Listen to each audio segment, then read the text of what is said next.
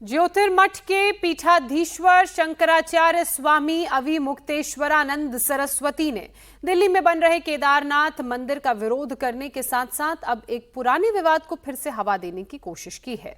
शंकराचार्य ने आरोप लगाया कि केदारनाथ से 228 किलो सोना गायब कर दिया गया है और मामले को दबाने की कोशिश की जा रही है। मोदी से अपनी मुलाकात पर अविमुक्तेश्वरानंद ने कहा कि नरेंद्र मोदी हमारे दुश्मन नहीं है। इस बीच ज्योतिर्पीठ के पीठाधीश्वर अब खुलकर उद्धव ठाकरे के समर्थन में उतर आए हैं। बीजेपी पर निशाना साधते हुए उन्होंने कहा कि उद्धव के साथ विश्वासघात किया गया है। महाराष्ट्र की जनता का भी जिक्र करते हुए उन्होंने कहा कि महाराष्ट्र की जनता अब इसका जवाब देगी।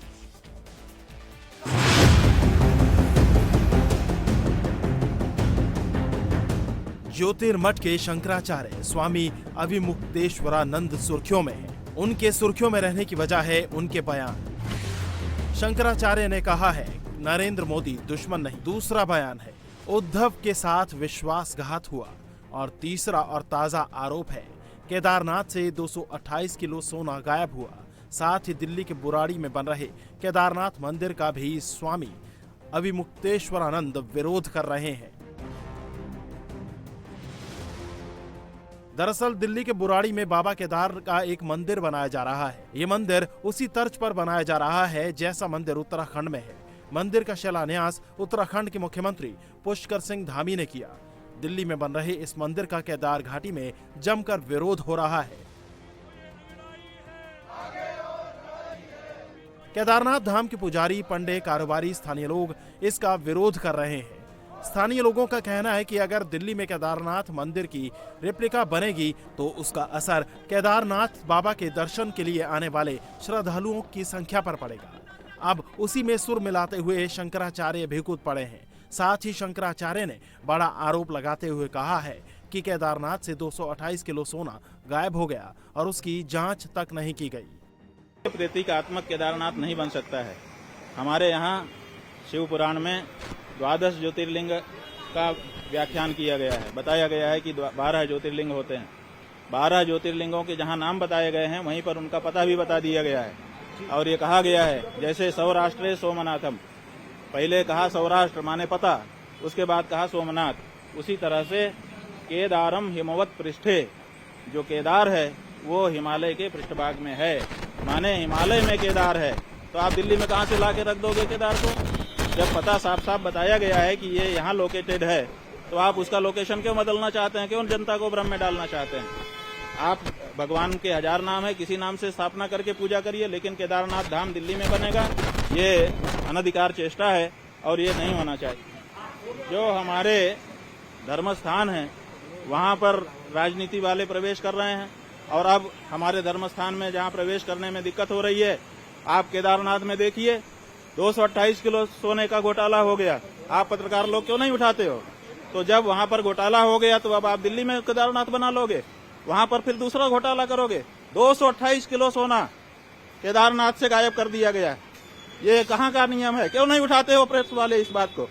आज तक कोई जांच तक नहीं बैठाई गई। 228 किलो सोना का घोटाला केदारनाथ में हो गया।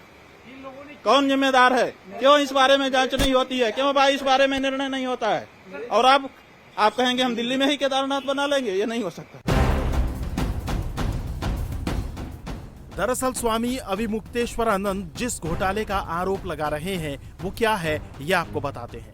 पिछले साल जुलाई में ये तस्वीरें जारी करके आरोप लगाया गया था कि केदारनाथ मंदिर में सोने की जगह पीतल की प्लेट लगाकर घोटाला किया गया है। मंदिर के वरिष्ठ पुरोहित आचार्य संतोष त्रिवेदी ने मंदिर से सोना गायब होने का आरोप लगाया था। पुरोहित का आरोप था कि दान में मिले 230 किलो सोने की जगह केवल पीतल की प्लेट लगा दी गई। प्लेटों को बदलकर 1.25 अरब रुपए की धांधली की गई। इन आरोपों पर उस वक्त धामी सरकार ने कमेटी बनाकर जांच करवाई। साथ ही श्री बद्री केदार मंदिर समिति ने ये नोट जारी करके आरोपों का खंडन करते हुए लिखा, एक दानदाता ने 23.78 किलो सोना मंदिर के गर्भगृह की दीवारों के लिए दान में दिया। बाजार भाव में इसका मूल्य उस वक्त 14.38 करोड़ रुपए था। दीवारों को सोने से मढ़ने के लिए 1001 किलो तांबे की प्लेट इस्तेमाल की गई। 1001 किलो तांबे की प्लेटों का उस वक्त बाजार भाव मूल्य 29 लाख था। भ्रामक जानकारी फैलाने वालों पर कानूनी कार्रवाई की जा रही है।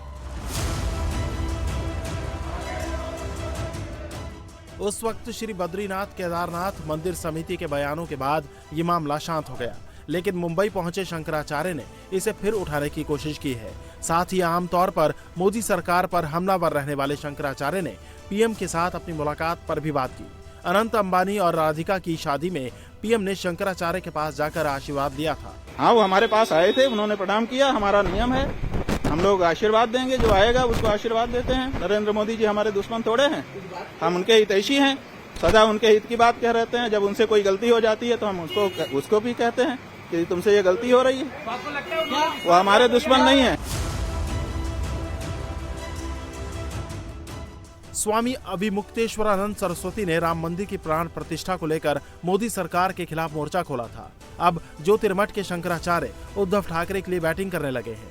सोमवार को वो उद्धव ठाकरे के घर गए, वहां पूजा पाठ करवाया और आरोप लगाया कि महाराष्ट्र में उद्धव के साथ विश्वासघात हुआ। सबसे बड़े पाप गौघात आदि बताए गए हैं, लेकिन उससे भी बड़ा घात विश्वासघात बताया गया है। आपके जो उद्धव ठाकरे जी हैं, इनके साथ विश्वासघात हुआ है और इसी बात की पीड़ा बहुत सारे लोगों के मन में है। तो आज हम यहाँ पर उनके अनुरोध पर आए, उन्होंने स्वागत किया। हमने उनसे ये कहा है कि हम सबके मन में इस बात की पीड़ा है कि आपके साथ विश्वासघात हुआ। जब तक पुनः महाराष्ट्र के मुख्यमंत्री की कुर्सी पर आप विराजमान नहीं हो जाते, तब तक हम लोगों के खून का ये जो दर्द है, ये पीड़ा है, ये दूर नहीं हो सकती है। तो उन्होंने कहा है कि जैसा आप लोगों का आशीर्वाद होगा हम करेंगे। तो असली है, तो ये जानना पड़ेगा कि जो विश्वासघात करे वो हिंदू नहीं हो सकता है। जो विश्वासघात सह ले वो तो हिंदू होगा, क्योंकि उसके साथ विश्वासघात हुआ है। तो जिन लोगों ने विश्वासघात किया वो कैसे हिंदू हो सकता है?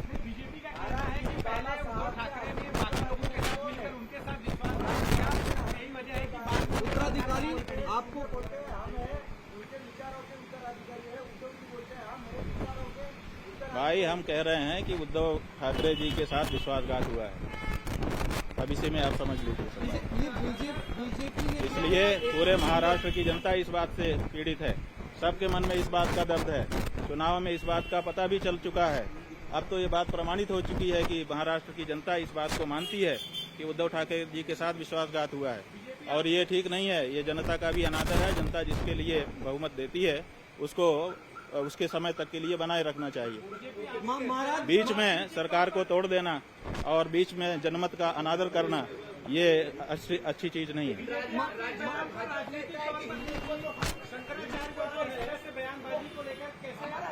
भाई, शंकराचार्य की बात नहीं है। शंकराचार्य जी क्या कहेंगे? जो सच होगा तो वही तो कहेंगे। हमें राजनीति से लेना देना नहीं है, लेकिन विश्वासघात तो हमारे यहाँ पाप बताया गया है। ये तो धर्म का मामला है ना, पाप और पुण्य। और इस बारे में कौन बोलेगा? राजनेता बोलेगा। इस बारे में तो धर्माचार्य ही बोलेगा।